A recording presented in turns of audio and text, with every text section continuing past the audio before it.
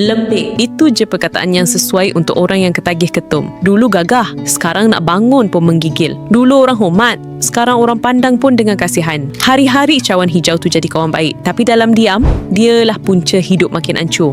Orang lain makin maju, kau masih di tempat sama. Rebus, minum. Rebus, minum. Cakapnya konon bagi tenaga, tapi realitinya otak makin lembab, badan makin berat, semangat makin mati. Bila tak minum, kepala berpusing, tangan tergetar, macam hidup ni tak bermakna tanpa ketum. Itu bukan tenang, itu ketagihan yang dah jadi raja dalam diri. Mak ayah lah tak tahu nak buat apa, doa pun dah jadi air mata. Isteri yang dulu setia, sekarang pandang pun dah tahu hati. Anak kecil tengok kau pun takut. Dekat sekolah, dia kena ejek anak bapak ketum. Dia diam, tapi hati dia koyak. Kau mungkin rasa biasa, tapi bagi orang sekeliling, kau dah hilang semua. Maruah, kasih dan kewarasan. Ketum bukan ubat, dia cuma racun yang pandai menipu. Bagi rasa tenang sementara sambil perlahan-lahan curi seluruh hidup kau. Kalau masih ada sisa akal dan rasa malu, berhenti tipu diri. Tak ada siapa boleh ubah hidup kau kecuali kau sendiri.